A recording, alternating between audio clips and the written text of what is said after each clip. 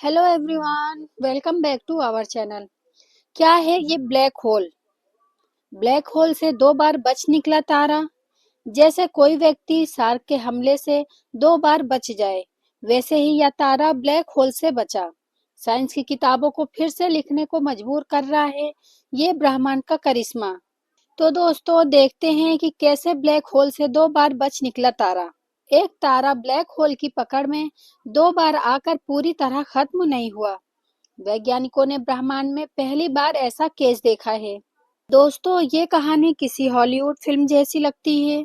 एक black hole जो सब कुछ निगल जाता है, और एक तारा जो उसकी पकड़ में आने के बाद भी दो दो बार बच निकलता है। जैसे कोई व्यक्ति शार्क के हमले से 2 बार बच जाए, वैसे ही यह तारा ब्लैक होल से बच निकला। लेकिन ये कल्पना नहीं, हकीकत है। वैज्ञानिकों ने पहली बार ऐसा तारा देखा है जो एक सुपरमैसिव ब्लैक होल से 2 बार टकरा कर भी पूरी तरह खत्म नहीं हुआ। ये अविश्वसनीय खोज इजराइल की टीम के साइंटिस्ट ने हाल ही में रिसर्च की है। वही जगह, वैसा ही धमाका 2 बार। पहली बार 2020 में अंतरिक्ष के एक हिस्से में एक तेज ब्राइट फ्लेयर देखा गया। ये फ्लेयर तब बनता है जब कोई तारा ब्लैक होल के बहुत पास आ जाए और उसका मैटर ब्लैक होल में गिरने लगे। साइंटिस्ट ने इसे टाइडल डिस्ट्रप्शन इवेंट यानी कि टीडीई कहा।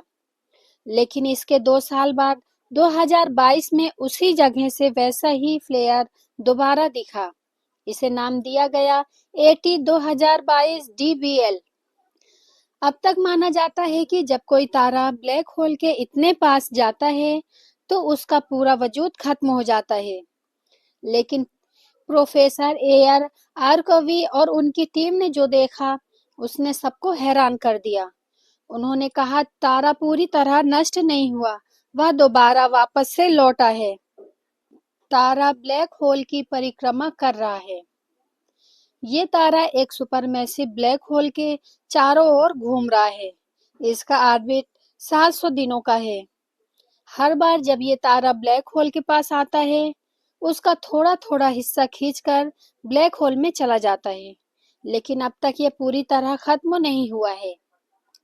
तो दोस्तों, इसका मतलब ये भी हो सकता है कि पिछले 10 सालों से जिन फ्लेयर्स को हम पूरा तारा खत्म होने का सबूत मानते आए हैं, वो शायद गलत थे। हो सकता है तारे सिर्फ आंशिक रूप से तबाह हो रहे हों। ब्लैक होल की दुनिया जहां लाइट भी कैद हो जाती है। ब्लैक होल वो जगह है जहां ग्रेविटी इतना ज्यादा होती है कि लाइट तक भाग नहीं सकती। ये सुपरमैसिव ब्लैक होल गैलेक्सी के सेंटर में होते हैं। हमारी मिल्की हमारी मिल्की वे गैलेक्सी के बीच में भी एक है, जो सूरज से लाखों गुना भारी है। जब कोई तारा इनके पास जाता है तो ब्लैक होल का गुरुत्वाकर्षण उसे फाड़ देता है। तारा टूटता है और उसका मलबा ब्लैक होल की तरफ गिरने लगता है। इसी दौरान एक जबरदस्त फ्लेयर निकलता है। हम यहीं से ब्लैक होल की स्टडी करते हैं। लेकिन अब तक जो थ्योरी थी, उसके हिसाब से ये फ्लेयर्स काफी ब्राइट और हॉट होने चाहिए थे। लेकिन रियल डेटा में ये फ्लेयर्स अक्सर डिम और ठंडे निकलते थे।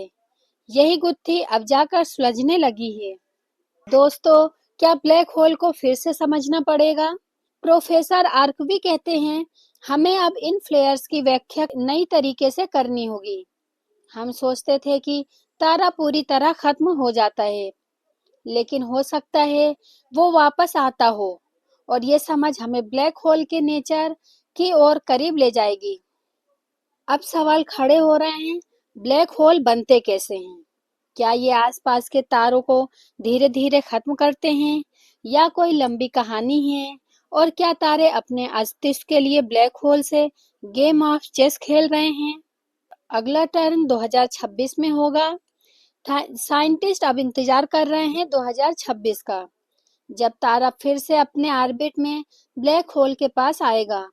क्या वो फिर बच पाएगा, या इस बार ब्लैक होल पूरा काम तमाम कर देगा?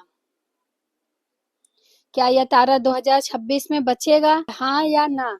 कमेंट में बताइए। और वीडियो अच्छी लगी हो तो वीडियो को लाइक सब्सक्राइब करके अपने दोस्तों के साथ शेयर जरूर करिए।